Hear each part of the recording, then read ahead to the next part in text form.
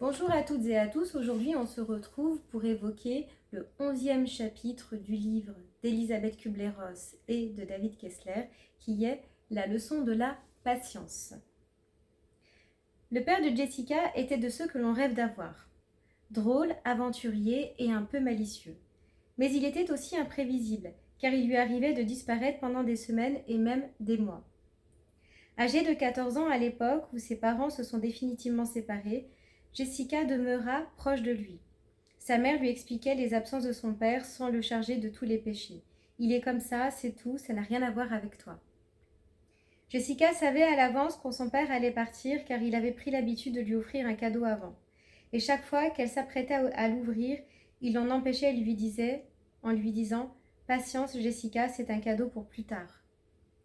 Ensuite, après quelques jours ou quelques semaines, lorsque son père commençait vraiment à lui manquer, sa mère lui disait qu'elle pouvait ouvrir sa surprise. À l'âge adulte, l'amour que Jessica éprouvait pour lui ne fit que croître. Ni son travail d'assistante sociale, ni son mari et ses 2 enfants ne l'empêchèrent de rester très proche de son père. Alors âgé de plus de 70 ans, chaque fois qu'il envisageait de s'en aller, il l'appelait pour lui annoncer et lui dire qu'il se verrait à son retour. Mais un jour, il est parti et n'est pas revenu. Après quelques mois d'absence, Jessica fut très inquiète. Elle eut le sentiment que c'était différent cette fois-ci. Lorsque des amis de son père lui dirent qu'ils n'avaient plus de nouvelles de lui depuis longtemps, elle fit émettre un avis de recherche. 4 ans plus tard, le téléphone sonna, il avait été retrouvé dans une maison de repos à Las Vegas. On avait découvert son nom sur une liste de personnes disparues lors de son admission dans un hôpital pour une sévère infection. Chose étrange, il avait affirmé à plusieurs reprises qu'il n'avait pas de famille. Jessica était déconcertée. Mais lorsqu'elle arriva à Las Vegas, le mystère s'éclaircit. Son père, atteint par la maladie d'Alzheimer, ne la reconnaissait plus. Si Jessica fut soulagée de l'avoir retrouvé, le voir dans un tel état lui brisa le cœur. Après sa guérison, elle prit des dispositions pour qu'il soit transféré dans un centre de soins proche de son domicile. Elle espérait secrètement que son état s'améliorait et qu'il pourrait se souvenir. Je me disais qu'il faisait ce qu'il avait toujours fait, éprouver ma patience. Je croyais l'avoir rattrapé, mais il s'agissait d'un autre homme. J'ai toujours cru qu'avec le temps et des soins acharnés, il retrouverait la mémoire jour après jour, semaine après semaine. J'allais le voir, j'étais tellement triste, il était là, mais je ne le reconnaissais pas, et il ne me reconnaissait pas non plus.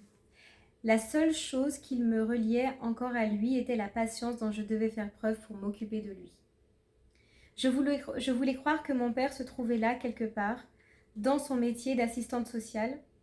Dans mon métier d'assistante sociale, je dois sans cesse essayer de résoudre les problèmes des autres, mais là, je n'arrivais pas à trouver une solution au mien.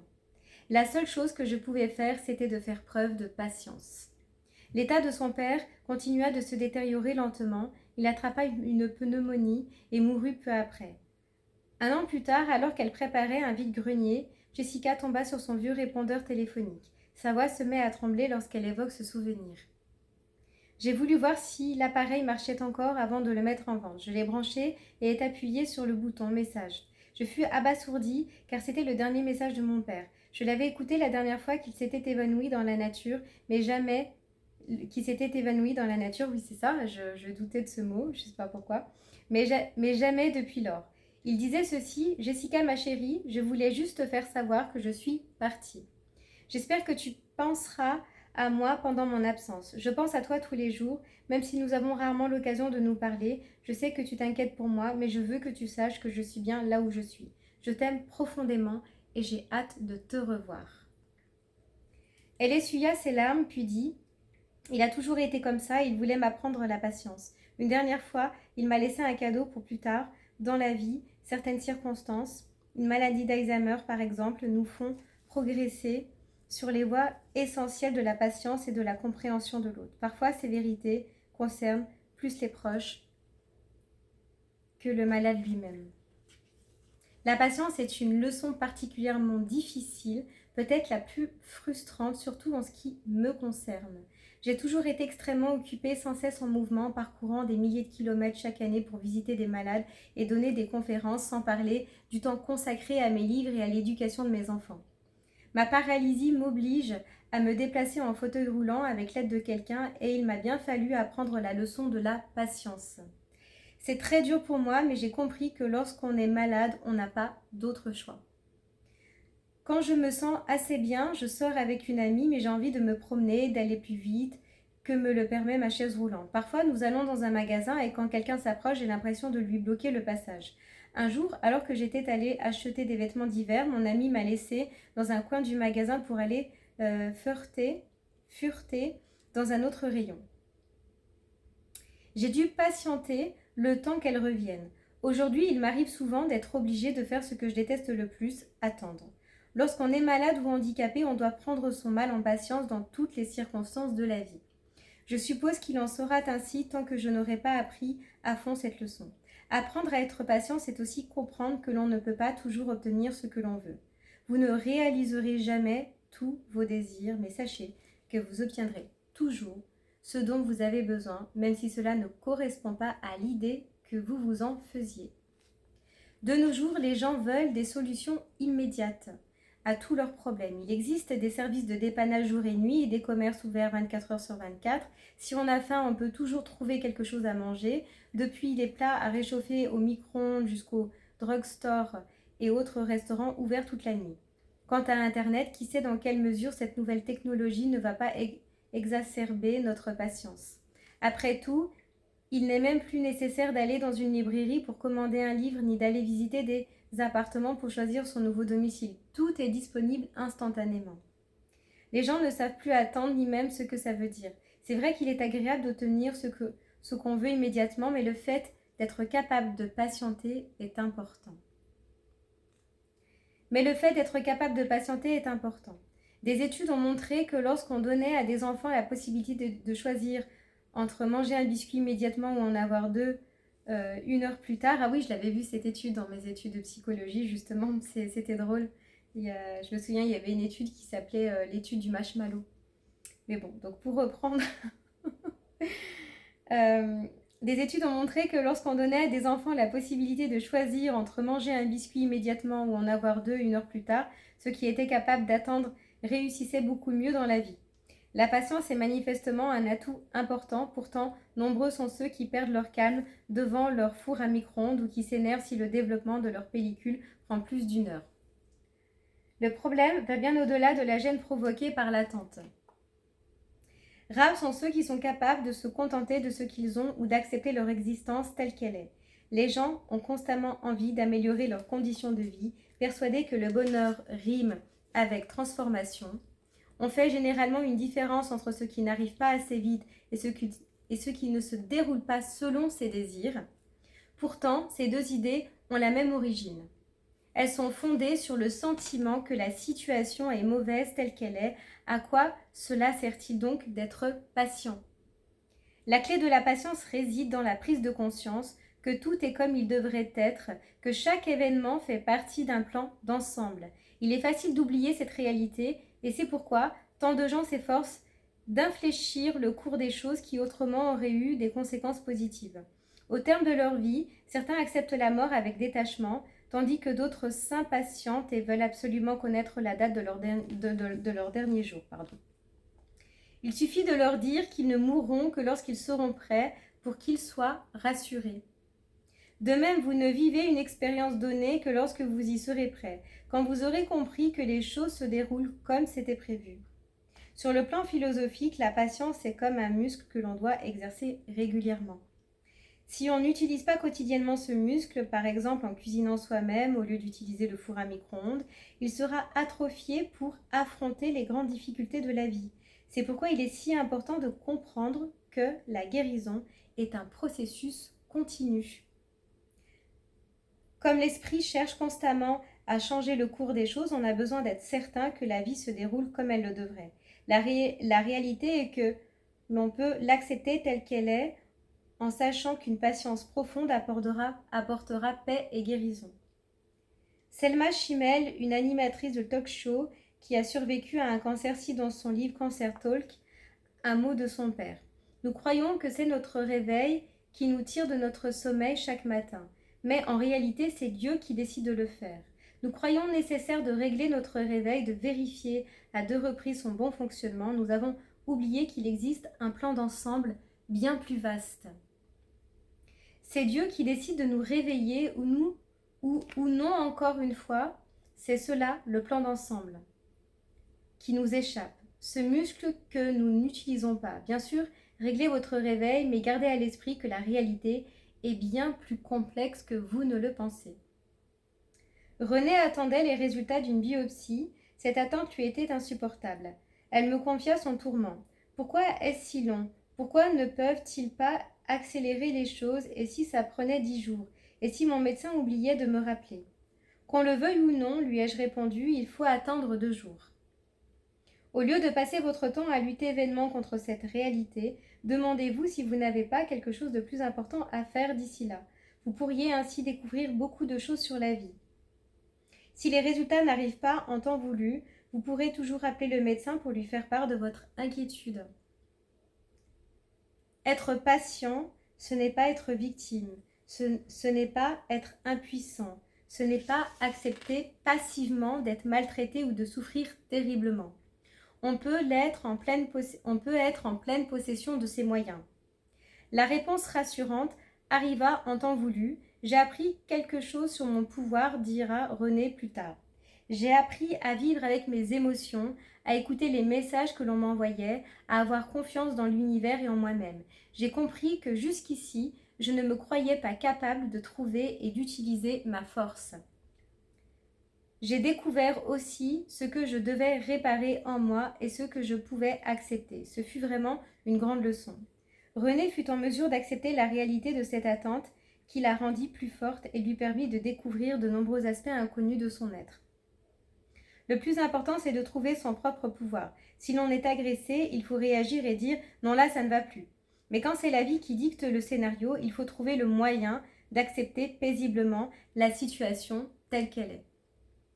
La vie est une série d'expériences auxquelles nul n'échappe. Chacun a sa raison d'être, même si nous n'en avons pas conscience, et délivre un enseignement nécessaire à notre évolution. Mais l'impatience rend difficile l'assimilation de ces leçons. Il faut seulement vivre l'expérience et non la rejeter, se plaindre ou s'efforcer de la modifier. Chaque expérimentation vécue nous rapproche du bien-être et de la guérison. Ce qu'il y a de merveilleux, c'est qu'il n'y a rien de particulier à faire pour cela. Il suffit de vivre la vie telle qu'elle se déroule. Gary, un camionneur, a découvert le pouvoir de la patience toujours sur la brèche. Il a bu pendant des années pour noyer son mal-être. À l'âge de 40 ans, il fut soudain menacé de cécité. J'ai des stores à la maison. Tout d'un coup, j'ai cru les voir onduler. Puis des points lumineux ont affecté ma vision. Au début, j'ai cru que j'étais simplement fatiguée. À l'hôpital, on lui injecta un nouveau médicament directement dans l'œil. Cela permit de stopper l'attaque du virus, mais sa vue avait d'ores et déjà diminué de 65%. Une surinfection lui valut de perdre presque complètement son œil gauche. 2 opérations permirent de le sauver, mais sa vision était à présent fortement altérée, sans aucun espoir d'amélioration. Voici son témoignage. On m'avait dit dès le départ que je devrais vivre pour toujours avec ce handicap. J'avais dû aller à New York pour suivre ce traitement et il m'avait bien fallu trouver un lieu d'hébergement. Le seul qui était dans mes moyens se trouvait dans un monastère. Il était complet, mais ils ont quand même fini par me dégoter une chambre là-bas. J'ai beaucoup prié pour apprendre à être patient. J'ai commencé à comprendre que je ne pouvais rien changer à ma situation. J'avais tout essayé, je ne pouvais rien faire d'autre pour ma vue. Dans la vie, on doit faire le deuil de beaucoup de choses, et moi, je devais faire celui de mes yeux. J'ai vu tellement de gens se complaire dans leurs blessures anciennes. J'ai fait mon deuil, mais je ne voulais pas passer le reste de mon existence à pleurer. Peut-être était-ce l'épreuve dont j'avais besoin. Le fait de perdre en partie la vue m'a permis de ralentir mon rythme et de me recentrer, décidément. Le cours de ma vie a alors changé. Auparavant, je n'aurais rien fait, sinon noyer mes angoisses dans l'alcool. J'ai dû alors apprendre à résoudre une foule de problèmes pour survivre.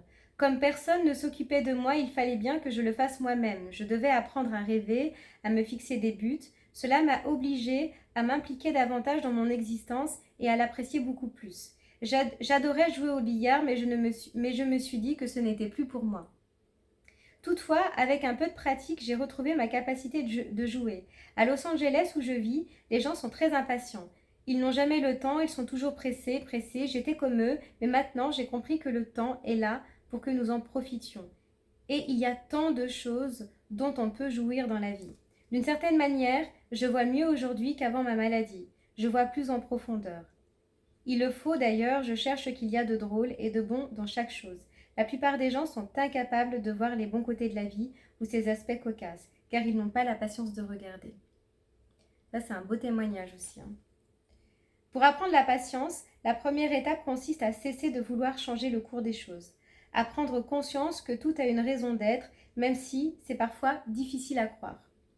Face à une situation contre laquelle vous ne pouvez rien, essayez d'en percevoir le sens profond. Tâchez d'avoir un peu confiance dans le déroulement des événements. Nous croyons que les choses ne peuvent pas se faire sans notre intervention, mais la plupart surviennent sans elle. Il n'est pas nécessaire d'ordonner aux cellules de se diviser, ni à une blessure de se cicatriser. Il existe un pouvoir invisible dans ce monde. Sachez que tous les phénomènes empruntent la voie du bien, même si nous ne nous en rendons pas compte. C'est ça la foi. Être patient, c'est avoir la foi, qui nous permet de comprendre qu'aucune expérience n'est inutile. Au terme de leur existence, la plupart des gens ne regrettent pas leur mauvaise expérience, car ils ont tiré un enseignement de chacune d'elles. Tous les événements de votre vie, bons ou mauvais, se produisent pour que l'être parfait que vous êtes puisse naître au monde. Si vous avez le sentiment que les choses vont trop lentement ou trop vite, sachez que votre notion du temps n'est peut-être pas la plus appropriée et qu'il y a un plan d'ensemble. Détendez-vous et laissez le cours de la vie se dérouler. Vous avez le temps, les moyens et le courage de patienter, même s'il n'y a parfois rien à attendre, parce que la situation vécue est exactement ce qu'elle devait être. Ce n'est pas un hasard si on utilise le même mot, patient, pour désigner une personne qui fait l'objet d'un traitement médical et pour qualifier celui qui supporte calmement des épreuves. Ce mot vient du latin pati, qui signifie souffrir, supporter. Pati, qui signifie souffrir, supporter. On pourrait penser que ce qui importe, c'est la santé, le travail ou la vie affective. Pourtant, essentiellement, la seule chose qui compte, c'est vous. C'est l'amour, la compassion, le sens de l'humour et la patience avec lesquels vous abordez les événements de votre vie. Sachez enfin que Dieu et l'univers ne s'occupent pas en priorité des circonstances de la vie. Ils s'occupent avant tout de vous. Le plan d'ensemble de l'univers est beaucoup plus vaste que la question de votre avenir professionnel. C'est pourquoi l'univers ne peut s'intéresser à cet aspect particulier de votre vie, pas plus qu'au fait que vous soyez marié ou non.